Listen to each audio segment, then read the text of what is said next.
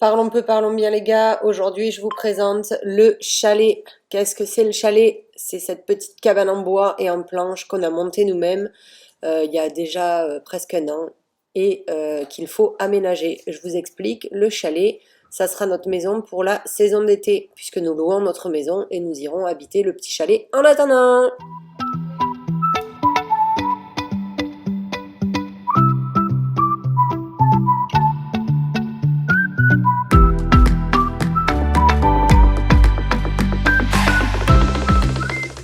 Alors que je vous le présente, donc là en fait on a deux entrées sur le chalet. La première ici, la deuxième là. Genre ça c'est sur la première terrasse et ça en gros c'est l'entrée. Donc, hop là, on rentre par la pièce entre guillemets de vie. Donc là où il va falloir qu'on mette la cuisine, le canapé, voilà l'espace salon, salle à manger en gros. Voilà. Et là, on accède par ici à l'espace chambre et salle de bain. Donc, il va y avoir la salle de bain au fond, un grand lit ici et un lit superposé avec une petite alcôve jeu dessous. Là. Donc là, comme vous voyez, le plafond n'est pas fait, les murs ne sont pas faits, c'est pas fini. Je vous explique le délire. Donc ça, c'est le chalet que l'on doit finir pour... on a un mois, il reste un mois et demi pour le finir. Parce qu'en fait, on a mis notre maison principale en location pendant la saison. Et donc, il faut que le chalet soit fini pour qu'on puisse habiter le chalet le temps que la maison soit louée. Voilà le défi. Eh bien oui, parce que quand on en a pas assez, on s'en rajoute, on adore. Ne t'inquiète pas, ça va bien se passer. Bien se passer, ne t'inquiète pas. T'inquiète pas. Donc, je vais vous emmener avec moi pour la réno. Donc, c'est la réno de la Chaille, c'est-à-dire la réno zéro budget. Donc, on va faire tout avec des restes. C'est un peu ce qui s'est passé déjà, hein, puisque l'ossature a été faite avec des restes de chalet qui existaient déjà. Bref. Donc, voilà, nous voilà partis dans cette aventure formidable qu'est, encore une fois, la rénovation.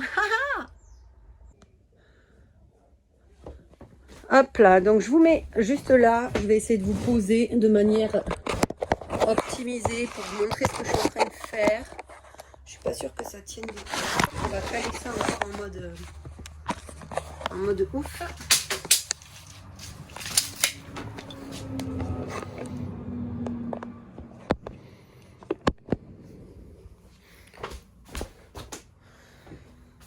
Donc en gros, tous les murs sont en OSB, donc c'est ça l'OSB, c'est cette espèce de matière compressée.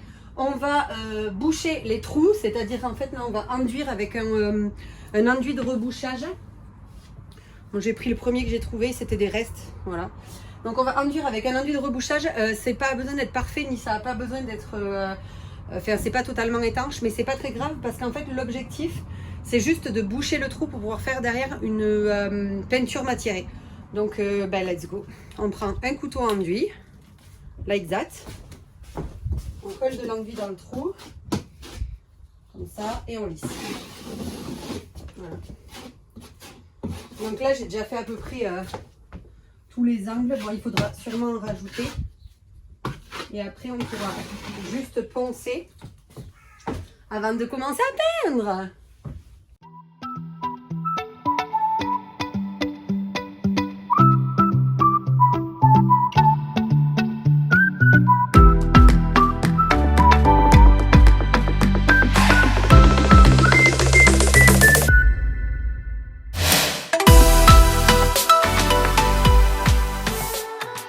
Pas mal, hein? Donc là après, une fois que toute cette partie sera sèche, on va pouvoir poncer et faire poncer juste un coup en gros, hein, c'est vraiment juste pour enlever un peu les aspérités et faire la peinture au bicarbonate donc qui va camoufler le reste. J'ai un peu d'acrylique à faire aussi, je ferai quelques joints acryliques, mais en gros voilà l'idée, c'est pas mal non? Et ensuite, donc je vous montre.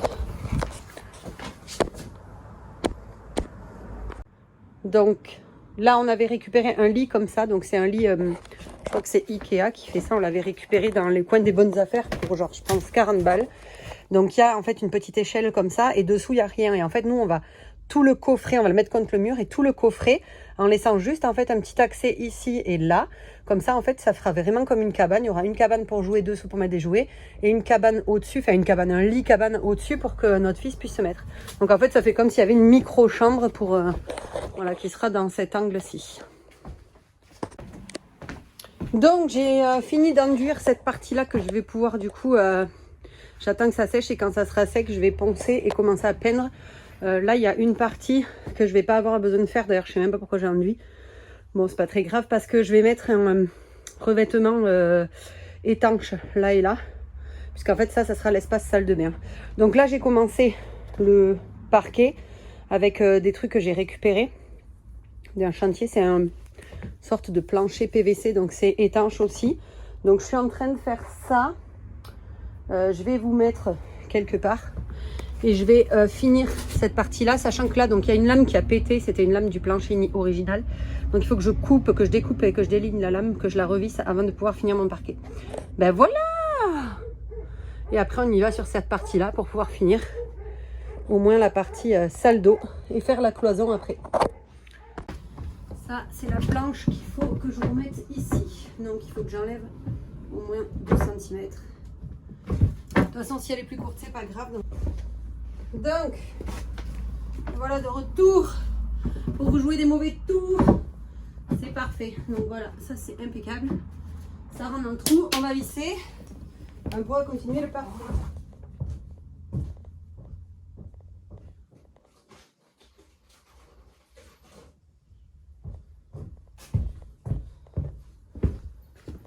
Bon, du coup, j'ai des pointes sous la main, donc on va pointer. Ça sera plus simple. Je vais moins me faire chier, puis je vais pas aller chercher la visseuse.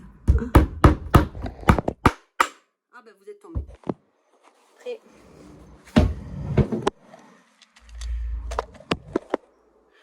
Là.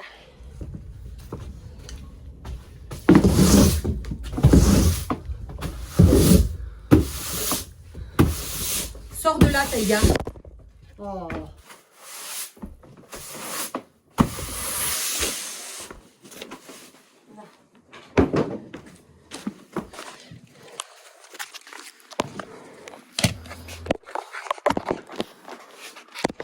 Ça tenait pas. Attends. Non, non, non. Sors de là. Putain. Je sais pas où vous mettre. Vous voulez pas tenir.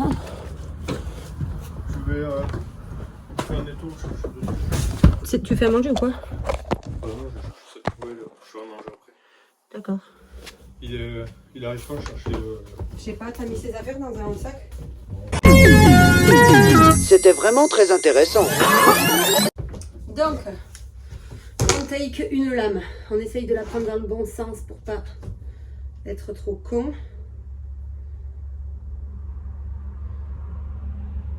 Oui, c'est ce côté, ok. Donc, on fait un tracé. Ah ben non, ça va pas du tout. Le mètre, il est derrière vous. Bon, on remplace donc le mètre par la masse pour vous tenir. Donc j'avais déjà calculé en commençant que c'était des règles 61 qu'il me fallait. Donc je note 61 en haut, 61 en bas.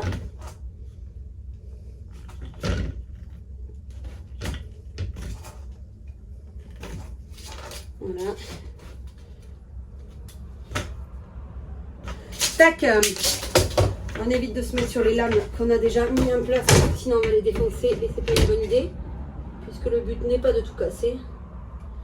Ensuite, avec le niveau et ma lame de scie sabre. Normalement, on fait avec un cutter, mais j'avais une lame, on va refaire avec la lame.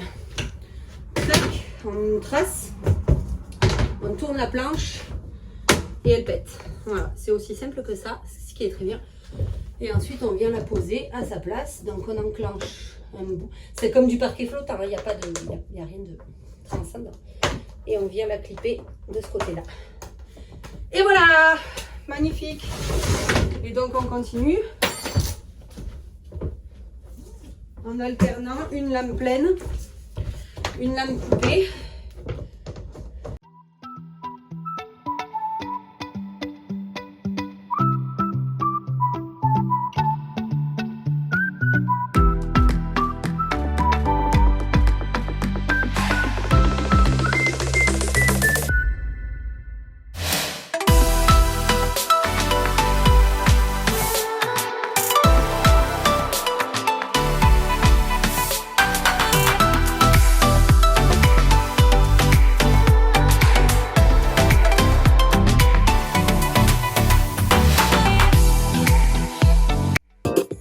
Avant de finir de plaquer les murs, je vais passer tous les câbles électriques donc dans le plafond et dans les cloisons. Là, les garçons sont en train de finir de poser le plafond et la petite cloison qui va séparer la chambre de la salle de bain.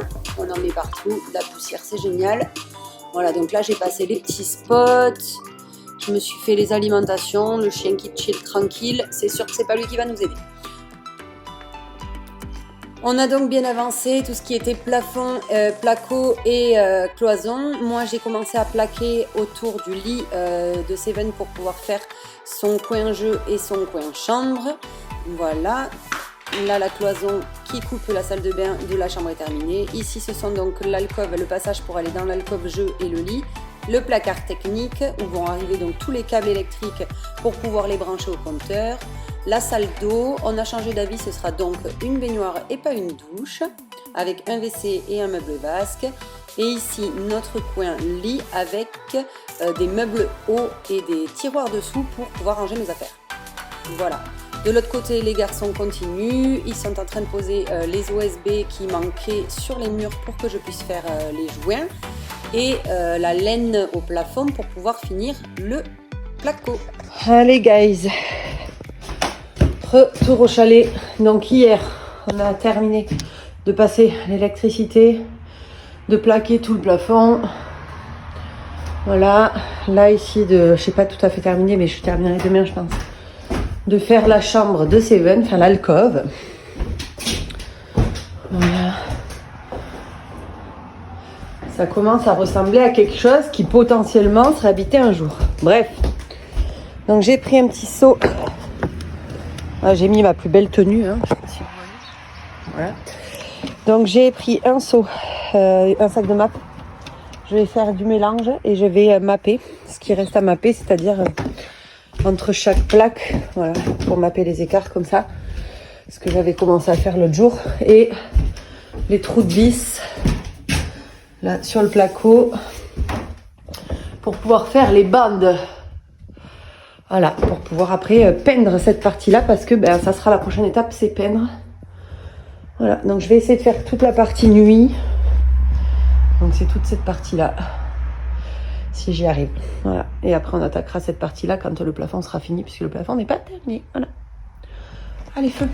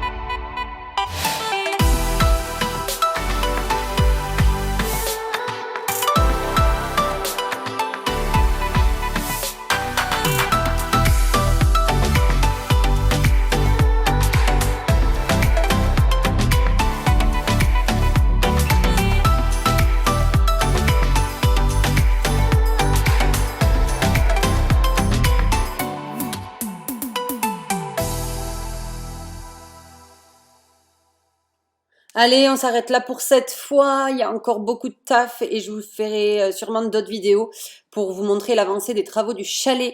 Mais je suis bien contente déjà qu'on ait passé ces étapes-là parce que ça fait un petit moment que ça traîne et il fallait qu'on s'y mette.